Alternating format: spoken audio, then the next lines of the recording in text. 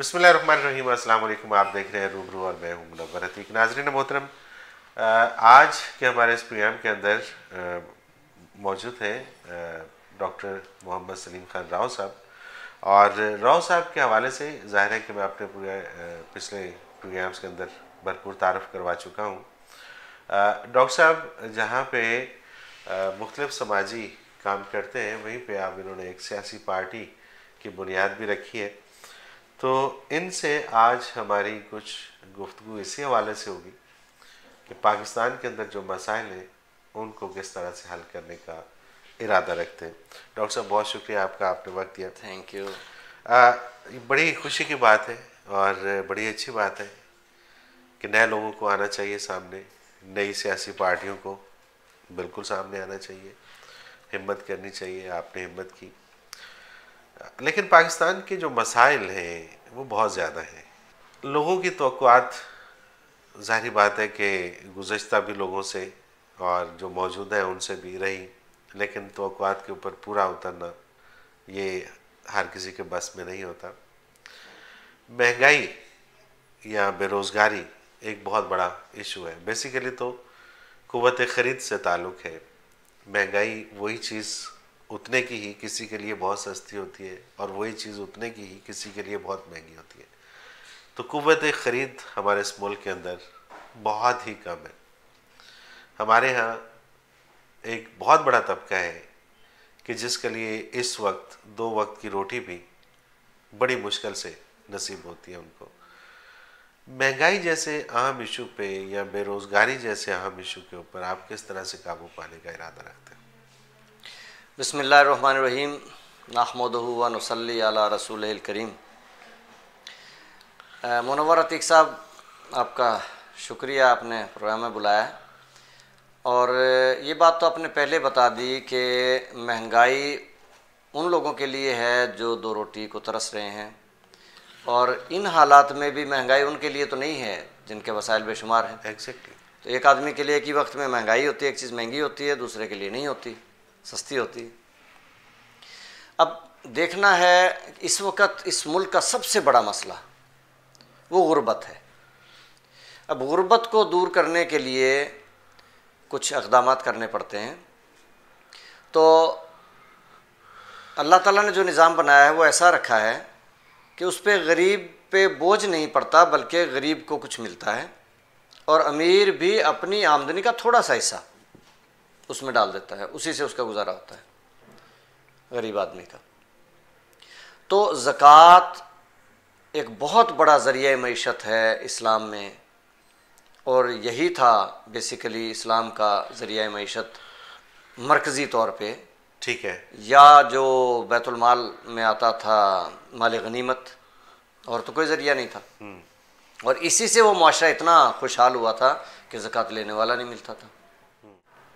तो पहली चीज़ तो ये है कि हम अल्लाह और रसूल का निज़ाम ले आएँ, कलमे का निज़ाम ले आएँ। ज़कात और उशर का निज़ाम अगर राइज कर दें, गरीब पे बोझ नहीं पड़ता।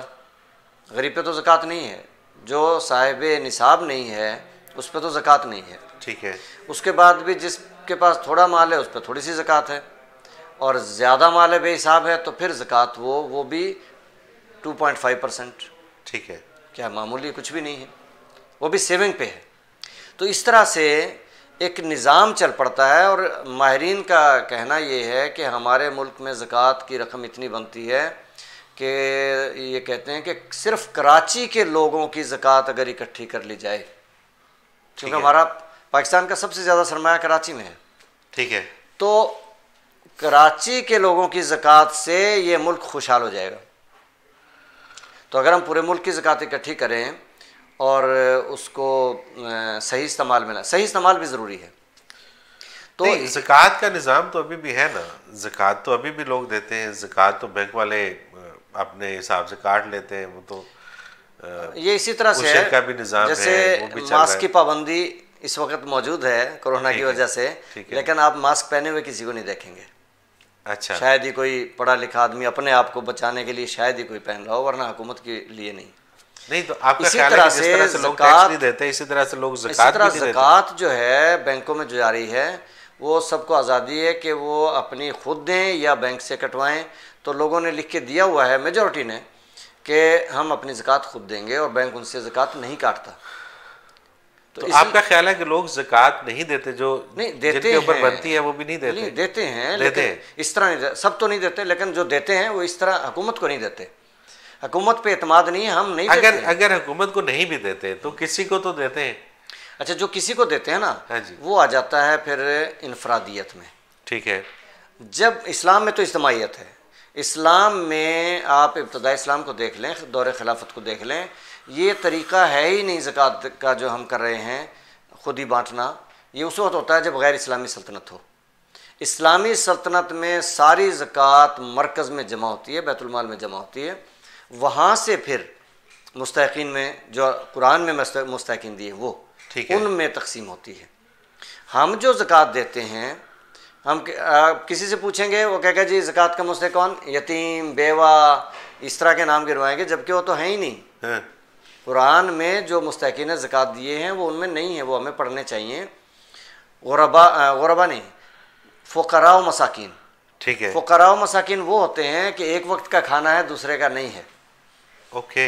हमारे यहाँ 6 महीने की गंदम घर में पड़ी होती है, लेकिन बेवा है, यतीम है और जवान भी है, कमा सकते हैं लेकिन नहीं कमाते क्योंकि ज़कात मिलती है, तो हम ज़कात उनको देते हैं। फिर जहेज़ बनाने के लिए ज़कात देते हैं। फिर ऐसे ही प्रोजेक्ट्स और भी हैं जिनमें ज़कात देते हैं। जबकि जो कमा सकता है और नहीं कमाता, उस पर ज़कात नहीं दे सकते। अच्छा, चाहे बेवा हो, चाहे यतीम हो, चाहे गरीब हो, चाहे कुछ भी है, अगर कमा सकता है और नहीं कमाता, उसको ज़कात नहीं दे सकते। हाँ, अगर कमाता भी है, कमाने काबिल कमाता भी है, लेकिन इसके बावजूद बेचारे का गुजारा नहीं होता, बच्चे ज़्यादा हैं या कोई बीमारी है, कोई मजबूरी है, हालात ऐसे हैं, तो फिर भी उसको दे सकते हैं कि उसके उस बेचारे के पास खाने को रोटी नहीं है, एक वक्त का, दूसरे का नहीं है। तो ये अच्छा, इस्लाम के अंदर जो ज़कात है वो तो मरकज़ में जमा करवाने, मरकज़ में जमा का हुक्म है, लेकिन ये फिर किस तरह से इंडिविजुअली, किस तरह से इनको इजाज़त दे दी गई? ये किस कानून और किस उसूल के तहत ये काम चल रहा है? देखिए, कुरान में जो मुस्तकीन गिनवा दिए वो अल्लाह ने कुरान में गिनवा दिए, और नबी करीम सल्लल्लाहु अलैहि वसल्लम ने तरीक़ा जो दिया वो मरकज़ियत का दिया, फिर खुलफ़ाए राशिदीन ने भी दिया।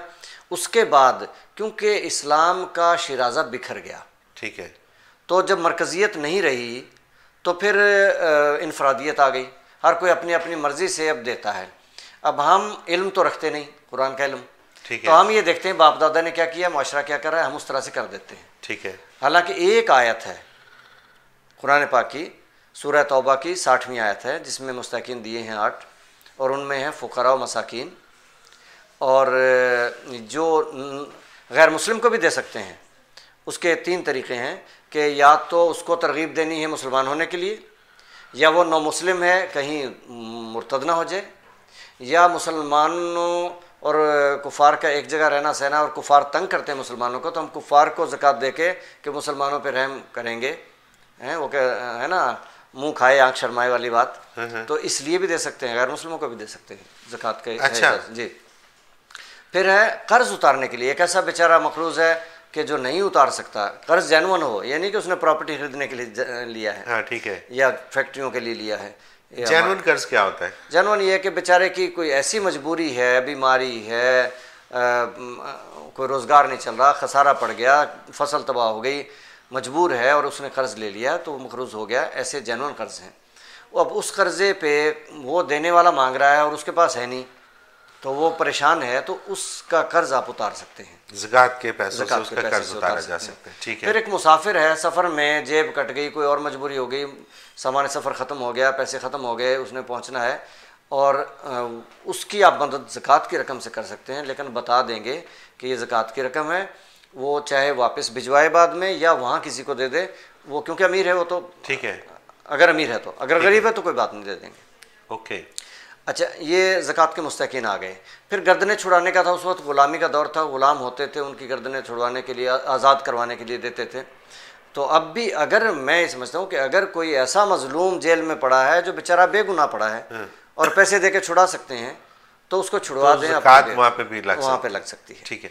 तो आप क्या समझते हैं कि अगर सिर्फ ज़कात के निज़ाम को ठीक कर लिया जाए, उशर के निज़ाम को ठीक कर लिया जाए और ये मरकज़ की तरफ लौट आए दोबारा से, तो बेरोजगारी ख़त्म हो सकती है, गुर्बत ख़त्म हो सकती है। हाँ, अभी पूरे 8 होने देना। जी जी जी जी। अब इनमें जो आता है ना फ़ी सबीलिल्लाह, ठीक है, ये है जिहाद वालों के लिए, जो अल्लाह की राह में जिहाद कर रहे हैं। तो वो जिहाद में जो कुछ भी लगेगा वो ज़कात की रकम से लग सकता है। और जिहाद के मानी है कि दीन की सरबुलंदी के लिए जद्दोजहद करना, इसमें क़ताल लाजिम नहीं है। ठीक है। तो मैं ये कहता हूँ कि इस दौर में तालीम और हुनर, इससे बड़ा जिहाद कोई नहीं। ये जिहाद होगा तो ये उम्मत बका पाएगी और ज़िंदा रह सकेगी, वरना तो हलाकत हो रही है। ठीक है। तो इल्म व हुनर दिया जाए इस रकम से, ज़कात की रकम से। और देखिए, अब आपने जब ये पैमाना रख लिया कि एक टाइम का खाना है, दूसरे का नहीं है, ऐसे लोग ढूंढेंगे तो फिर आपको ज़कात लेने वाले बहुत कम मिलेंगे। ठीक है।